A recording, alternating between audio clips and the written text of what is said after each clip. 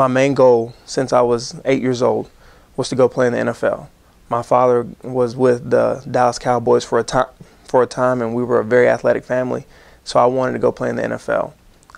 After my senior season, I was able to get picked up by the Baltimore Ravens, and it was exciting. And I remember the time before, a few months before I got picked up by the Ravens, Nick Rivez, our middle linebacker, and we went to church, and we came down to the altar and we prayed for each other, and we said, God, if this is what you want us to do with football, open the door and allow us to walk through it. But if this is not what you want us to do, close the door so abruptly that we know only you did it. So what happened? I get picked up by the Ravens. This is the best time of my life. My dream is coming true. What else happens? 2 days later, I fell a physical and got released and got sent back to Knoxville after only being in Baltimore for 2 days. So God opened that door and he allowed me to walk through it into Baltimore, but then he closed it so abruptly that I know only he did it. So was I upset with my dream being cut short? Kind of. But did I know that God was in control and that he had everything in his perfect plan? Yes. Like I said, the biggest turning point was my best friend dying. God had to allow that to happen for me to be able to go to Tennessee and dedicate every snap to him. This kid was named Chris Mosby, and he was a kid that when I first stepped into the halls of Christian Brothers High School was a guy that took me under his wing. He taught me literally everything that I needed to know about football, basketball, high school life, anything that I needed to know, and any question that I had, he had an answer to.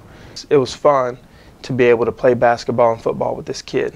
He was an awesome athlete, unbelievable athlete since he was little. We played AAU basketball together when we were 9 and 10 years old. In the city of Memphis, they always referred to us as Chris and Chris at Christian Brothers.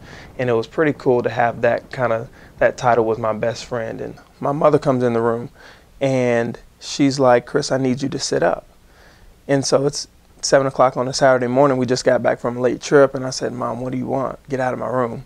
And so she was like, Chris, I really need you to sit up. So I sat up and she said, I need to tell you something.